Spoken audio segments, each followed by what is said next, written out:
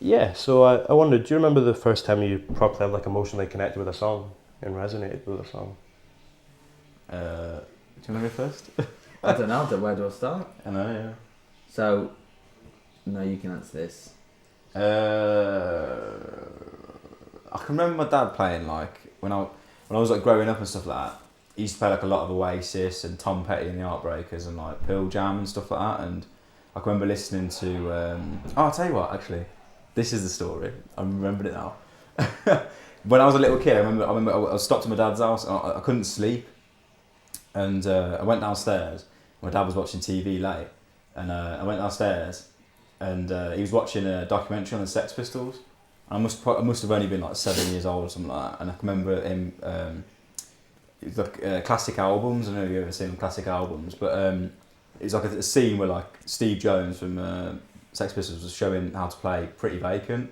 I can remember him playing this like Pretty Vacant, like the main riff for that, and thinking like, what the fuck is this? Like this amazing like music. Do you know what I mean? Like first switched me on. 'Cause before that, I was just listening to like Blue Dabba and do you know what I mean? Stuff like that, like pop, yeah, Spice Girls and stuff like that. But I remember listening to it a bit. I remember my dad like giving me Never Mind the Bollocks. And I remember going to a wedding and people being like, "What kind of music are you into then, George?" I remember like, "Oh, I really like the Sex Pistols." And people were like take him to church. Do you know what I mean? Like he's a fucking nutcase, like 7 years old saying I love that. But yeah, that's my first time. Mate, you kind of. I don't know where to start. No, I don't know. I can't think off the top of my head. I really can't. Next question. How did that then transition to you making music? How did a love of music transition into you creating for yourself? Well, for me, I enjoy the process. I like the, the beats and building tracks, and I love all the different elements and kind of watching it go from start to finish.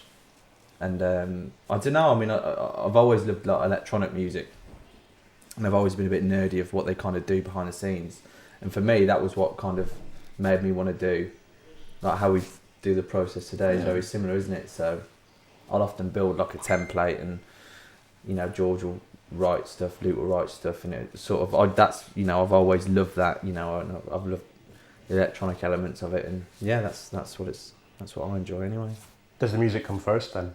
Do you start off with working out the beats and stuff and then apply the lyrics and stuff after? Most of the time I think so, it does. Yeah, I think it's the music. But we've started to differ lately, haven't we? Like you've sent, ideas and stuff, but predominantly like a lot of our music first because it's a vibe, isn't it? That's what we're trying to do. If you write a song and it's like, if I write like a poem or something like that, and it's like a sad poem, you got to write the music first and then go, oh, that works over that. Do you know what I mean? So if you're feeling something off the music, then that's going to make you write something that's going to fits the song. Yeah, 100%.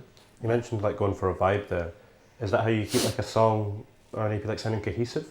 But does it all come back to like an emotion? Do you center everything around an emotion or a feeling? Or well, the thing is, we like to think of ourselves quite a positive band, quite like an upbeat. We want to make music people can dance to and get involved with. So we'll often start when we have the template for the song, the foundation. There and then we'll decide whether is it worth pursuing. Is this music going to make you want to move? Are people going to have a good time to this? I mean, we don't actually have a lot of ballads, do we? I mean, we have Young Bloods, which is great, but we want to make music where people can move to and have a good time to. And maybe in the future we'll move towards. There's a lot of bands that are like just write music that's like really negative and things like that, and we just think like, or like bands get like really political and things like that, and we just think like, for us, we just want to be like something that people can put on and like escape from the world. You've got Brexit on TV and whatever, and coronavirus and all stuff like that. And it's like for us, we want to be able to be like, just escape from the world and like be happy. Yeah, we want people to have fun. They can 20 minutes, or whatever. Yeah. So that's Yeah. Is that something you get from music as well when you're on stage? Yeah, 100%. Yeah. 100%. Yeah. Definitely. That's what we do, isn't it? Yeah, 100%. Yeah. We all just want to have a good time. Yeah. Have fun, have a dance, and have a party. Do you think you're a band that work better on stage or work better in the studio? On stage. Yeah. 100%. Yeah. We have fun in the studio. We do we enjoy going in the studio and messing about, with sounds and things like that. And the end product is like amazing and whatever. But like, we've always said like, put us on tour with like, I don't know, the biggest indie band in the world at the minute, and we'll like smash it, because it's we like live. We just that's us at our best. Yeah, definitely. How do you get people to come down to the shows then? Because how do you entice them, and how do you make people realise how powerful the live show can be? Well, we've started from the bottom, really. Yeah. I mean, we've been doing 4 years. We've been in this band, so we've really, slaved. We've been up and down the country. We've done small slots, and I think just the good thing with us, word of mouth has done its thing, and a lot of people come to our shows now just because of how much energy and time we put into our shows, like with the televisions on stage and stuff, and the rehearsals. They show.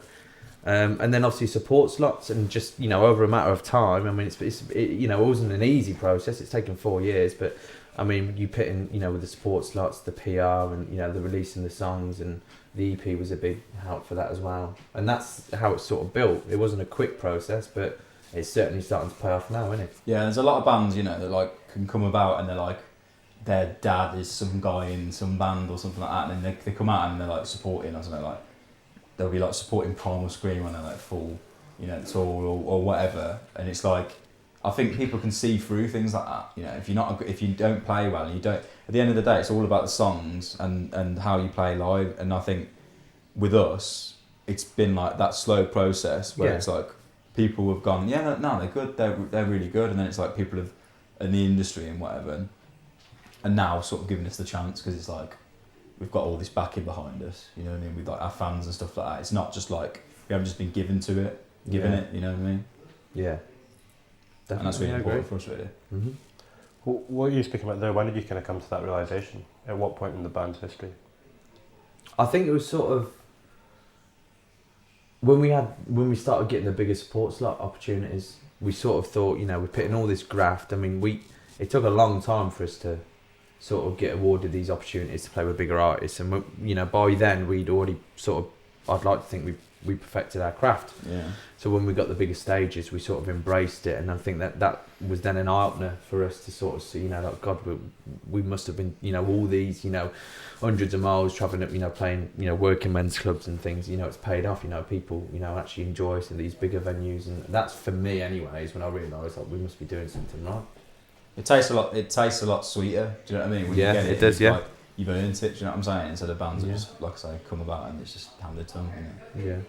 What is it that fuels you and keeps you going, like both creatively and in terms of like the trajectory? Do you know what? It's like, it's the music. Yeah. It's the only thing it can be, and we say it to other bands that when we see them, if you're doing it for the money or whatever, or the fame, you would have bailed out a long time ago. We've been doing this for a long time, and it's just the music. We just love playing.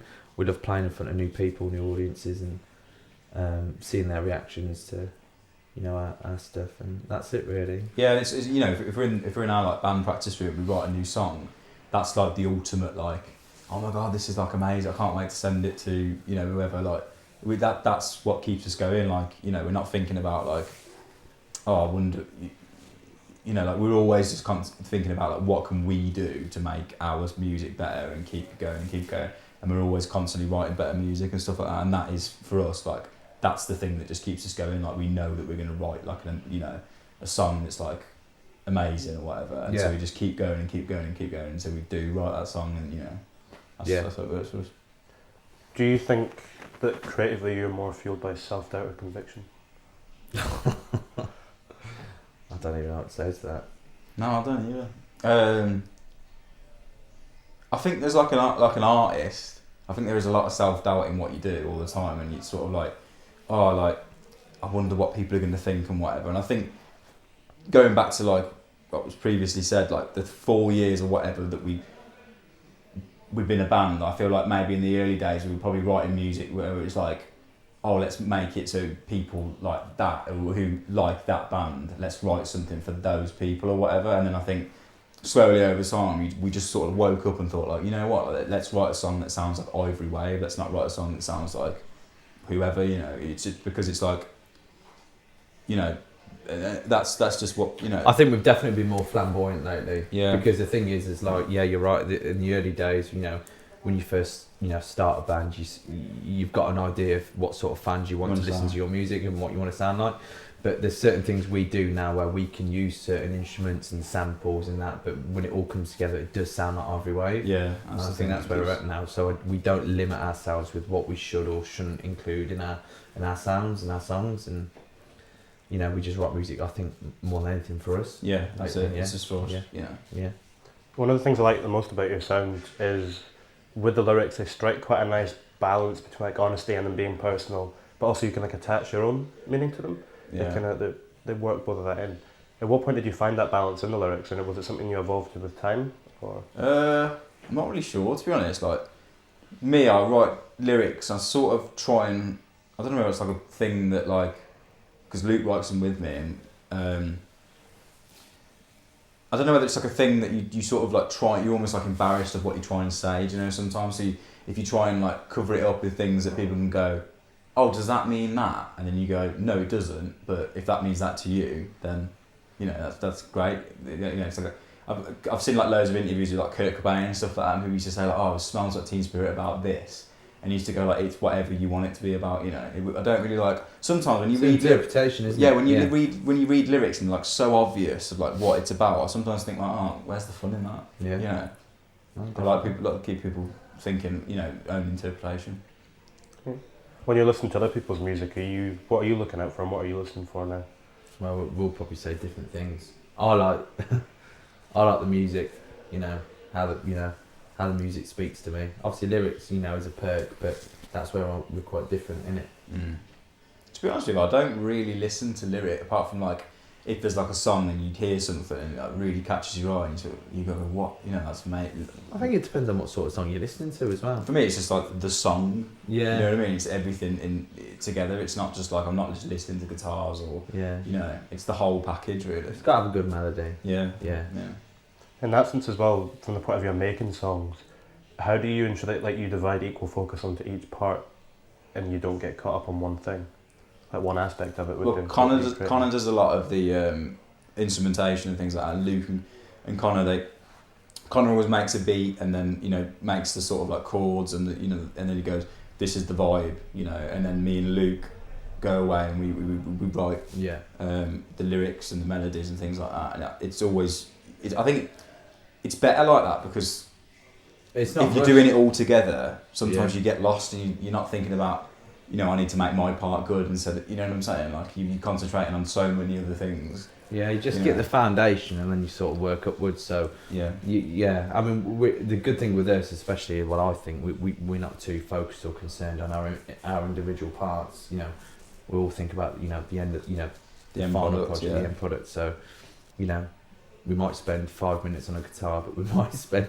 like an hour 2 days or like you said, an hour on a beat or a sample used in the song. You know, Cool Kids. You know, there's a lot of, you know, music in there, but it's the sample in the chorus. It's the trumpet. Do you know what I mean? It's the, you know, it's all the saxophone rather. It's like Connor's just said then, where it's like everything together is what makes us good. You know, because it's like Connor. I think you played like one guitar solo in the entire time we've ever, you know, in one song, and it's for us like sometimes when you hear like a band that's got like something that's really overpowering over top, you just think like, what the heck, you know? Why don't you think about it all as one? You know, thing. Got one left to finish up on. How do you feel creating music has most changed you as people and affected you as people? It sort of makes you more vulnerable, I think, because you spend a lot of time, you know, and dedication, you know, into writing music and tunes. And it's a bit, I don't know if it has affected me because it's always just been me. Yeah, do you know what I mean? It's always just been there in the background of my life, sort of thing. Yeah. I've never. That's because you've always believed that you were going to be a rock and roll star. That's why. Yeah. Because you're an arrogant cunt. Yeah. Well, that's that. But yeah, do you know what I mean? Like, it's just always been something that we've all like. You know, you've been playing guitar since you were like. Yeah. It's like any art. When you start creating things yourself, I think as a person, I think it changes you because you definitely become more vulnerable, especially for me, because you're doing something that you're deliberately putting out to the public. Yeah. And you're always going to be a bit more sort of kind of, everyone cares, you know, what the public thinks. I mean, that's your career, isn't it, you know?